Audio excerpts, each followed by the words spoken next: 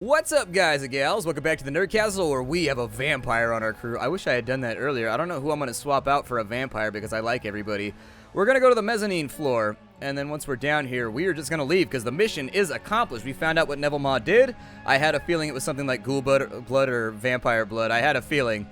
So anyways, that one I was actually pretty open and shut. I would have guessed that one really early if I was in the tabletop game. Like the moment I tasted, the second the room was cold, and the piano, and then also when I drank from the wine and it turned out to be salty, it seems to have been useful. Like, I started thinking ghoul/vampire from that moment forward. The clink of glasses and sound of Neville Maw's party fades into the distance as you leave Repulse Bay. As the MTR carries you towards Hiyoi, the mountains of Hong Kong Island roll by as looming masses obscured by rain and storm clouds. Penelope Wong was fired from the Promises in Moonlight, and Ma will be at a serious disadvantage without her. The whims of Trid viewers shift as readily as the tide, and without the Starlet's presence, Promises in Moonlight will undoubtedly lose ratings. What's more, you've managed to turn a powerful foe into a potential ally. Only time will tell how Kufang will repay you, however. Well, I mean, when you don't kill somebody, when you have them at gunpoint, you decide to be merciful. I think it could go two ways. If they're a spiteful person, they're going to try and kill you back the next time they have a chance. If they're a normal human being, they're going to be like, yay, I'm so happy to not be dead right now. That's super cool. Yay, we have karma. Let me go ahead and take care of our karma, which weirdly enough has nothing to do with mothers or cars. I can upgrade my range stuff. I don't know if I want to. I mean, getting ourselves into the Fairlight Excalibur would be pretty dope. I'd be down. However, can I have 2 drones now? Because I want more drones. When do I get 2 drones? Was it up here? Ah, it was.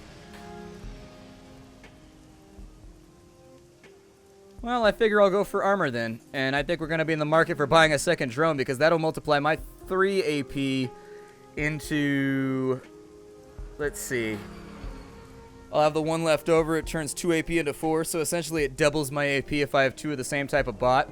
Sounds good to me. Don't sound too bad. Ain't no thing. We got this. I could go for a little bit of charisma. In all honesty, charisma's been hurting for me in this playthrough. I'm gonna put a little bit, maybe I won't. Charisma's for noobs anyways. Who really needs to talk anything through? We've got blood and steel and violence and light touching and also wistful glances at one another. I think I'm gonna go through, let's go back to Kindly Cheng's place and see if we can't rectify our payment situation. I think that will more than likely fill out the wallet and make me feel a little bit more baller before we go any further into the game world. Shen Yang! Clicky? Clicky? Shen Yang is busily puffing away on a foul-smelling cigar, his comlink in one hand, and his eyes flash with anticipatory glee as he sees you. Dr. Shen Yang greets you in the name of all producers. How did the shindig go? Did you know that Neville had a vampire ally? You explain the night's events from start to finish, and as you speak, Shen Yang's face grows ever more incredulous until finally his mouth is left hanging halfway open. He slowly places the cigar in a nearby ashtray and shakes his head in disbelief. Vampires in the Trid industry. A vampire queen, no less. What a nightmare. At least you got me Wong, and poor Neville's show is dead. That's something. Alright, kid, I'll send payment to your Matrix drop. You earned it. Yay, damn right I did. He's about to speak, but his comlink begins to buzz. Irritated, he answers it and switches to speaker mode. Yeah, who is it? What do you want? Hello, Shen Yang. I just wanted to let you know that I've released Penelope Wong from her contract. If you're still interested in her, she's all yours. Also, I hope your business is doing all right. I'd heard you had some problems with cash flow. If you need a loan, I'd be happy to help. Dr. Shen Yang eyes the image of Neville Maw with deep suspicion. You don't sound too mad, Nev. What's the catch here anyways? You must have the next big thing lined up already. Oh, Doctor, there's no need for it. Do you want to know why I keep winning our little contests and why you're always playing catch-up? It's because you think people like Miss Wong actually matter when they don't. Stars are crafted, molded out of talent, yes, but ultimately constructed. With enough time and effort, anybody can be made into a star. It's just a question of manipulating public perception. Maybe so, but I got her now, and your show's dead in the water without the star. What do you think of that, huh? I think that I'm going to do what any good soap opera producer would do. Write her character out with a tragic death and bring on somebody new. You labor under the misapprehension that viewers have loyalty, and they don't. They only have appetite. As long as you chase stars like Wong, you will lose. Don't be afraid to think bigger, Doctor. Reach for the drama, not the dramatists. With that, Neville Ma hangs up on Dr. Shen Yang. For the next 30 seconds, Dr. Shen Yang releases a stream of violently imaginative invectives at his phone. Even Strangler Bao looks taken aback at the ferocity of Shen Yang's anger and the inventiveness of the sexual position that he describes. Finally, he takes a deep breath and composes himself. Ah, dirty little weasel, insulting my creativity like that. The nerve. Go on, kid, we're done here. Thanks for all your help, but I gotta get going. Gotta talk to a guy about buying a bunch of snakes. Wait, what is that, some kind of sexual euphemism? I don't know, it sounds like the sort of thing like, gotta see a guy about a dog. I don't know, I gotta see a guy about a bunch of snakes. It sounds identical to me. It just seems like you're moving things from kind of like the poo-related variety to the wiener-related variety. I'm not really too sure here. Either way, we gotta go back to our little barge over here. Let's get ourselves paid before anything else goes wrong. Because obviously, I like having more money in my wallet. I hope this one pays out a little bit better than the last one. Granted, both missions were kind of short, but we're a little bit short on cash, and so I'm a little bit short on patience for no money. Frappa-lappa-ding-dong, crashed, I'm back. So we've got jobs directory. We have completed jobs, so give me money right now. 1,100, Jesus. Alright, so from Dr. Shen Yang, good work out there, kid. Here's the money I promised you. Ooh, I need to stop working for broke people. That's what's really hurting me here. I need to start getting some real contracts. Did we get paid for anything? Do I have any pay data? Yeah, Repulse Bay Construction Plans. Get me paid. Let's see here. We've also got one new message. I don't know if we got another job right now, but I would like money. Bao Jianjun. Since you could not handle this simple task, I have done so myself. Your performance is disappointing. Wait, what task? I don't know. Maybe he gave us a job or something and it was like time sensitive. Either way, he's not my boss. I don't care about him. I only answer to kindly. Mrs. Chang. Alright, let's get up out of here. Let's go handle our storyline stuff. I could walk around and talk to citizens for a while, but frankly, it's just going to be more about dreams and some other stuff. And it's probably going to resolve itself anyways once we go into the quest. So it's like, why go for ancillary information? We can go for, like, primary information. I still don't have enough money to buy anything that I want, and that saddens me greatly. I don't think I have anything to sell. I sincerely don't think we picked up anything in that last mission. It was a short and sweet one. We banged it out in like 20 minutes, and so I've been bitching about the amount we got paid, but I guess the last 2 missions only took like 10 minutes a pop. So they weren't like that bad. I would like to get paid more, though. It is my goal in, you know, the world of Shadowrun is to have lots and lots of money. I don't even know. Does the game end right here when we go out here, or am I going to have more options to come back in here? I guess we'll find out. I should at least buy another drone since I have the option, right? Let's go buy another drone. If I can't buy any new cyberdeck stuff, we're going to go back to what's his name? Handsome Matthew. Or like Sexy Matthew or Big Booty Matthew or whatever his name is. I don't know. He's got a positive name. I don't remember what it is. But it's just like Big Ol' Booty Badonk Matthew or something like that. Why are they just leaving papayas and shit on the dock like in the rain? Wouldn't that make them rot really fast? Hey, buddy. Matthew's cigarillo is dead, drenched by rain. He stands with his signature nonchalance, but the edge of his face are twitching. His eyes are wide with fear. You could listen in, but you've already got the gist. Matthew is being chewed out. The drone speakers finish with a shriek of feedback and clack back into its hull. The drone soars up into the sky and races off upriver. Matthew shakes himself. His cheery demeanor surges back with striking resilience. He turns towards you, a little wild-eyed, but otherwise restored to his usual self. Splattercat, I hardly saw you there. Come on in and don't be a stranger, beautiful. You just call me beautiful? You gonna take me out? You wanna hold my hand? Either way. What are you doing with that hover drone? One of my suppliers, Kung Ha. Really good businessman, sharp guy. Sees opportunity where most of us only see broken parts. Funny guy. Makes me laugh my ass off.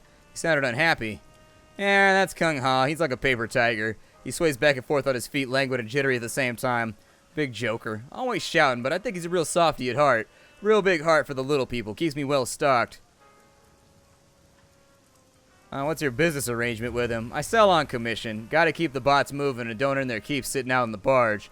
You don't own these? Matthew's brows arch up in surprise. Of course not. How could I afford those? I'm so lucky to have a guy like Kung Ha as a partner. Only problem is he's got me laughing in stitches so much it sometimes distracts me from sales. He's a funny guy, huh? Yeah, I was laughing my ass off over there. He gives you a long, awkward smile. Seconds stretch out and he blinks uncomfortably. When he speaks, his words sound stilted like he's repeating a mantra.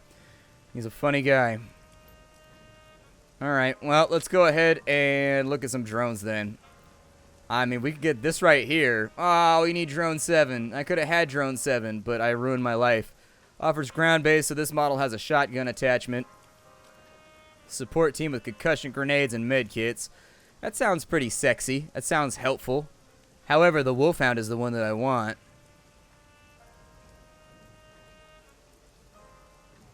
I mean, I would take either of these too. Oh man, I should have taken drone 9. Poopy out of my booty. This makes me upset. I am super, super dunsies. So how many karmas do I need in order to go to the karma screen? So I would need 7. So I need 13 karma. We gotta earn 9 karma. Otherwise, it's not gonna work. Balls. That's upsetting. Balls, Cupcake. That was probably one of my favorite voiceovers ever. I did like being taunted as I leveled up while I played Wildstar. You did it. What do you want, a cake? I don't know. It was kind of cool. It worked. I couldn't get into Wildstar, though. I had a hard time with it. I think it's just because, like, MMOs are dead to me now. I don't know. I used to use MMOs to, like, fill the emptiness of my life, and now my life is, like, full, and so I don't need MMOs anymore, and so they just seem kind of vapid to me. Not saying that they are for everybody, but I used them as a crutch, and now I don't need the crutch anymore. I can walk on my own, so now the MMO's gone. Go meet with Dreamland and see what she knows. I bet she's going to know what it feels like to have a bullet in the side of the head when we get there. These things never work out. Legwork never works out the way that you want it to. The tenement that Dreamland lives in smells of mold and desperation. People living here are the kind that don't want to be found. Alright, this is the right place, Splattercat. Emily should be in the first apartment. Is she dangerous? She shouldn't be. Emily's a decker, yeah, but she's really more into programming than she is into violence. Her handle is Dreamland, after all. She quit running last year. Something about some sort of activist activity that she used to be into. A bunch of big money execs were holding a grudge. Emily's from Berlin, but she moved to Hong Kong after the F-State collapsed. The Shock Wellenrider, that's the group that she worked for, were supposed to protect her, but they got their own problems to deal with now. I guess that she decided she'd be safer on her own. I've heard about the fall of the F-State. It's surrounded like chaos. That's what I heard too, an experiment in sustained institutional anarchy, a great environment for a Shadowrunner, but it ended up just like communism did. Another pipe dream. The German government gave the corporations the go-ahead to invade, and they forced the anarchists to retreat to the eastern part of the city. Now Berlin's run by the Corps, just like Hong Kong. I bet they wind up building the wall again. Wouldn't put it past them. Alright, so, should I know anything before we talk to Dreamland? No clue, really. I've never met her in the meat space. Just be your charming self, I guess. I'm sure that everything will work out just fine. Alright, well, what a place to live. What a place to live. Looks like they built the concrete out of spider webs. Gnarly. Jesus. You can't clean up your own room while you're in here? I mean, it can look fine in the hallway, but god damn, I bet you have a real problem with fruit flies. The apartment is no better than the hallway. Empty fast food cups and packages of dried snack food are strewn about the room. In the corner, a box of cat litter sits filled to overflowing. You don't see any cats. There's a patched-together matrix terminal sitting on a stack of crates connected to a banged-up cyberdeck. Within arm's reach of the cyberdeck is a 20-something woman with pale white skin, dirty blonde hair, and a bleak expression. Emily looks at the deck slung across Isabel's back. So you're Isabel, huh? I didn't expect... A dwarf? Isabel coughs nervously. Yeah, I get that a lot. No, I didn't expect you to be so pretty. The woman has a soft German accent and a dour disposition. I should have never agreed to this, Isabel, she groans. I should have never even responded to your message. If the oligarch swine who have been hurting me find out where I am, well, they won't find out from us. Uh-huh. Emily searches your eyes with her own. You get to see the intelligence in there, but it's hard to get past her sullen manner. This is the man I told you about. He needs the software that you developed to inhibit your cortical implant. He needs what? Her tone is sharp and her eyes flash daggers at Isabel. I don't think I should be getting into this. I have a business proposition I'd like to discuss. Let's go with I need your help first. I don't want to pay any money if I don't have to. That's great, Splattercat. Now go away. I've got my own problems to deal with. She pulls out a near-empty pack of German cigarettes and lights the last one. In case you're not up to current events, I've got a kick line of mercs and bounty hunters after me. Messing around with the headwear that the Shock Wellenrider installed in me is the last thing on my mind. I think that the first thing that we should come along with is that I'm going to strike a threatening pose, and maybe I can give you something else to think about. Did you read that in a comic book or something? She shakes her head in frustration. Fine, whatever. If that's the tactic you're committed to, we might as well cut to the chase. She grabs her cyberdeck and jacks into it. Her jaw goes slack and her finger hovers over the keyboard, tapping at keys at a blinding speed. When she finishes, she jacks out and ejects a data stick from the deck. Here. She hands you the stick and taser gun with masking tape wrapped around the grip. Modify this taser with it and use it on your target. The jolt should stop the memory wipe process before it starts. I can do that. Sorry I had to do that. I'm desperate. Join the party, pal. She turns away. Just get out and take her with you. You and I are done, Isabel. Don't contact me again. A custom-made weapon usable at mid-range that leaves them stunned.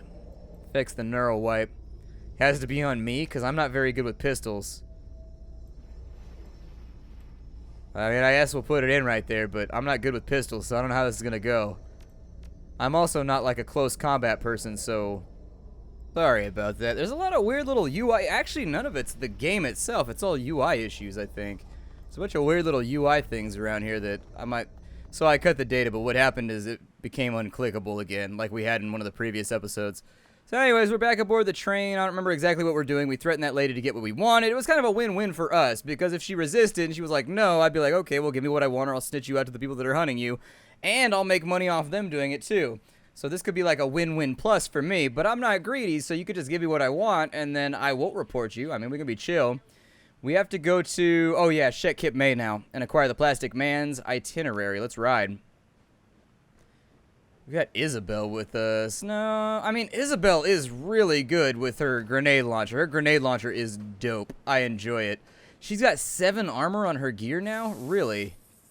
Huh, somebody's been upgrading. I may bring her instead of Gaichu on this one, although... give me Duncan. Definitely give me Gobbet. And then I really like the grenade launcher, but Gaichu's pretty dope too. We'll bring Gaichu like always. I was hoping the vampire would become a Shadowrunner for us, but I guess she didn't. I wanted a vampire party member. It was going to be one of the best things ever. Yes, let us go to Shet Kip. Oh, you have to bring the neural inhibitor. Okay, so who has to shoot said neural inhibitor? Can it be anybody?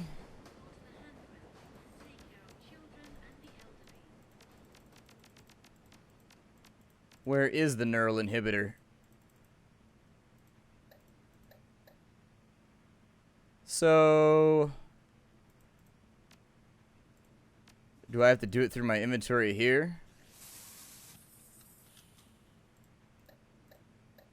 There we go. So if I put one of you little guys in the stash... Where is my stash, by the way? Oh, you're not going to make me run all the way back to my base, are you? I bet it is. I bet you it is. You see, like, the button doesn't show up every time. I don't know, it's weird like that. Like, sometimes the button doesn't show up. There we go. I don't know if you drag it to there or what. It looks like you drag it, so maybe I was just doing it wrong. Still, it's odd that you click it and put it up into that thing in the top left, but then you drag and drop it into the thing down below. You'd think that when you just clicked it into the box in the top left... then it would just open up the thing down there and be like, do you want to stash this? It seems like there's an extra step in there that isn't necessarily required. Alright, hold on a second. I'm going to get my stash. In fact, I'm just going to break it off right here. Whatever. My name is Splattercat. Thank you for joining me at the Nerdcastle while I rearrange my inventory, apparently. I will see you all in the next episode. Hi, do, everybody. Check the game out down below in the description.